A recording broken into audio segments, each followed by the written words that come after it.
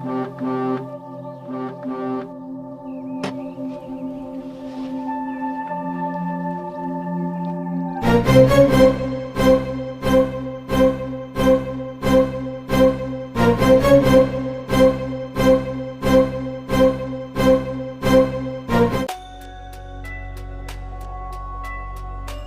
Madam,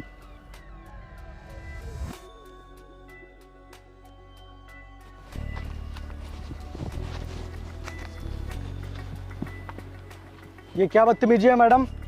ओह, बदतमीजी? तो अब तुम जैसे लोग मुझे तमीज सिखाएंगे। और वैसे भी बदतमीजी मैंने नहीं, तूने करी है अपनी ये खटारा गाड़ी यहाँ खड़ी करके। तो मैडम हम आ ही रहे थे, लेकिन तब तक आपने मेरी गाड़ी गिरा दी। ये कोई तरीका होता है? अच्छा, तो क्या तरीका होता है तू ही मुझे बता दे। अरे तरीका ये है कि अब आप हमारी गाड़ी उठाइए, तभी आपको अपनी चाबी मिलेगी। व्हाट? My foot? मैं क्या, मेरी जूती भी तेरी गाड़ी नहीं उठाएगी? जूती नहीं मैडम, आप ही उठाएंगी। अगर आपने मेरी गाड़ी नहीं उठाई तो हम आपकी चाबी इतनी दूर फेंक देंगे कि आप फिर इसे पाओगी नहीं। लगता है आप ऐसे नहीं मानेंगी। अरे नहीं नहीं नहीं, रुको रुको। यार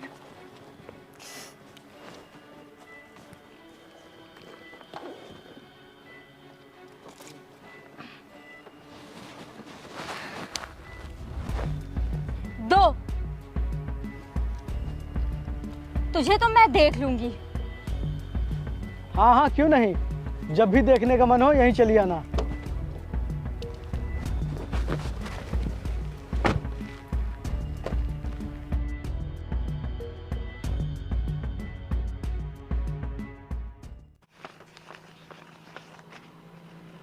ये ले अपने काम के 1500 रुपए। मालिक, वो हमको 2000 रुपये और दे दीजिए। 2000 दे दूं? क्या करेगा 2000 का? मालिक वो मुझे भैया मुझे 5000 रुपए चाहिए।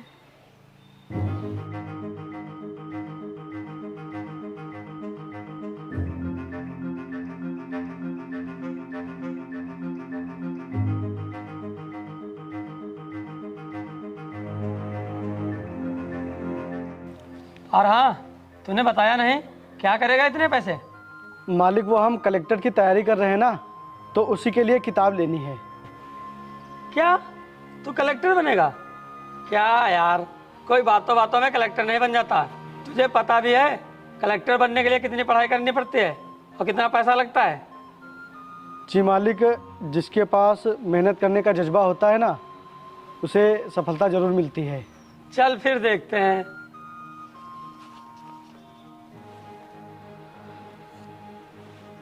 अच्छा मालिक, चलता हूँ।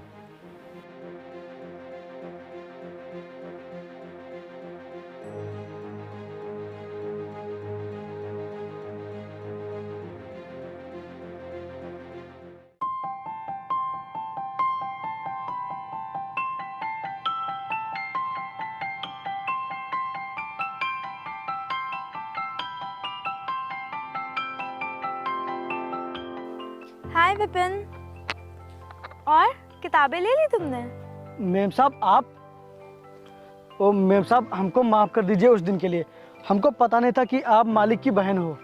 अरे वो बात, वो तो मैं कब का भूल गई थी। छोड़ो उस बात को, और बताओ पढ़ाई कैसी चल रही है? जी मैम साहब, वो काम के समय में जितना भी समय मिलता है उसी में कर लेते हैं पढ़ाई। तुम एक काम क्यों नहीं करते? आधे टाइम पढ़ाई किया करो, आधे टाइम काम किया करो, इससे तुम्हारी पढ़ाई और अच्छे से हो पाएगी।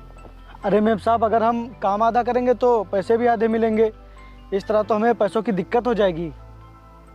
उसकी चिंता तुम मत करो। तुम पैसों की टेंशन क्यों ले रहे हो? भैया से बात मैं कर लूंगी, पैसे तुम्हें पूरे मिलेंगे। लेकिन हाँ, लेकिन क्या मेम साहब? वो मैं भी पढ़ाई कर रही हूँ ना, तो तुम्हें मुझे भी पढ़ाना पड़ेगा। बिल्कुल मैम साहब, क्यों नहीं।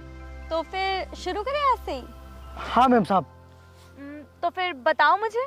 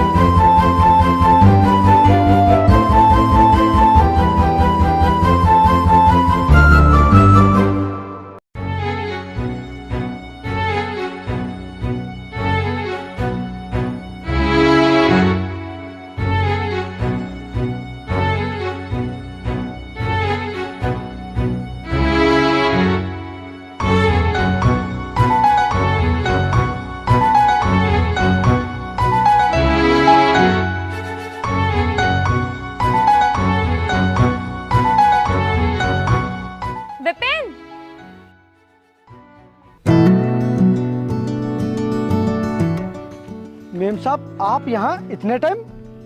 आप खड़ी क्यों? रुकिए, मैं कुछ बैठने के लिए लाता हूँ। अरे नहीं नहीं रुको विपिन, एक काम करो, तुम ये पैसे रख लो। इतने सारे पैसे? मेम साहब आप ये पैसे मुझे क्यों दे रही हैं? वो मैं ना ये पैसे भैया की अलमारी से लेके आई हूँ अपने दोस्त को देने के लिए। उसकी तबीयत ख़राब है ना, और वैसे भी अगर भैया से पैसे मांगती तो वो देते नहीं। अच्छा सुनो, ये पैसे तुम रख लो, मुझे कल दे देना। तो मैं चलती हूँ, ठीक है? Bye bye.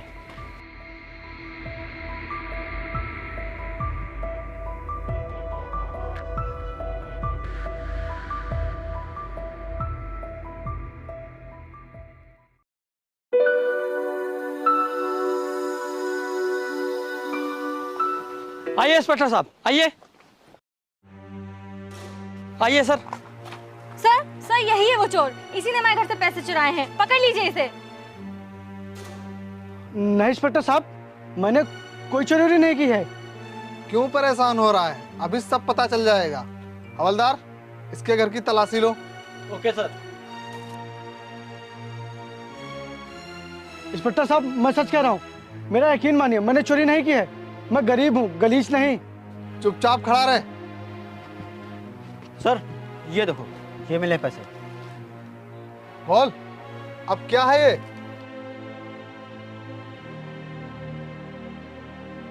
देखा भैया, मैंने कहा था ना, इन गरीबों को काम पर नहीं रखना चाहिए।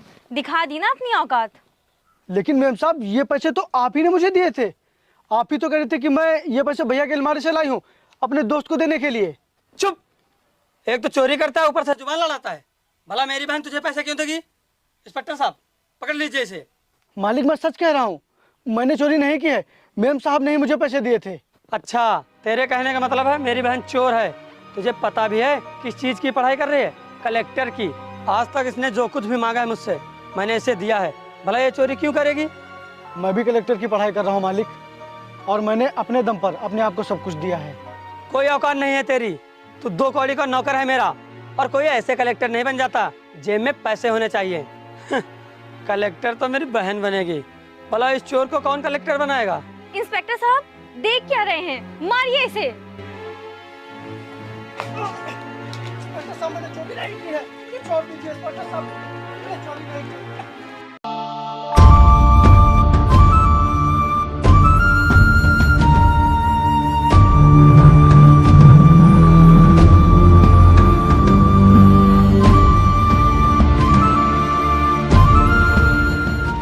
रुक जा। चल, अब सारी जिंदगी जेल में सड़ेगा। इंस्पेक्टर साहब छोड़ दीजिए इसे। मैं इस चोर को जीने का एक मौका और देती हूँ, और इससे ये कह दीजिए कि इस गांव में और इस एरिया में नज़र ना आ जाए, वही इसके लिए बेहतर होगा। चलिए भैया, खेतों के मजदूर कलेक्टर बनने चले हैं। चल निकल, अपना बोरिया बिस्तर बांध और निकल जाए यहाँ से। आज के बाद इस एरिया में दिखना नहीं। चलो।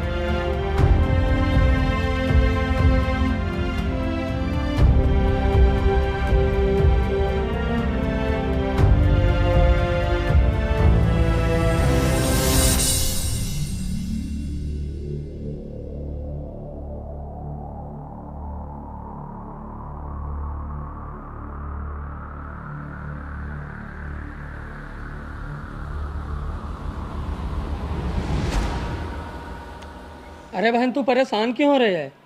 ये इंटरव्यू हो जाने दे, उसके बाद तू बन गई कलेक्टर। पता नहीं भैया, कहीं हर इंटरव्यू की तरह इसमें भी मैं रिजेक्ट ना हो जाऊं।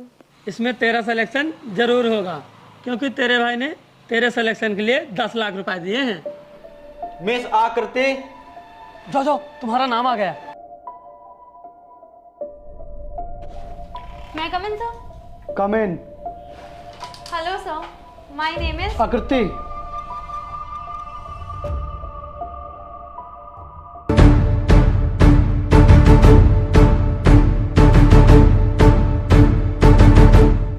विपिन, तुम? विपिन नहीं, सर। और खड़ी क्यों हो? बैठ जाओ।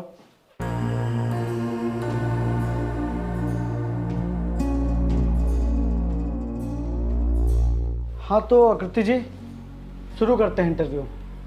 बताइए आपकी हॉबीज़ क्या क्या हैं?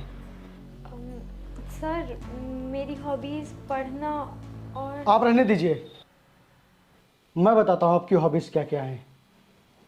किसी गरीब से नफरत करना, किसी गरीब को अपने से ऊपर जाते हुए ना देख पाना, किसी गरीब के ऊपर चोरी का इल्ज़ाम लगाकर उसे जेल में डलवाने की कोशिश करना ताकि वो अपने सपने ना पूरे कर पाए, वो कहीं हमसे आगे ना निकल जाए।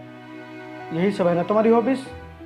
I am sorry Vipin, please मुझे माफ़ कर दो। मैंने और मेरे भैया ने तुम्हारे साथ बहुत गलत किया।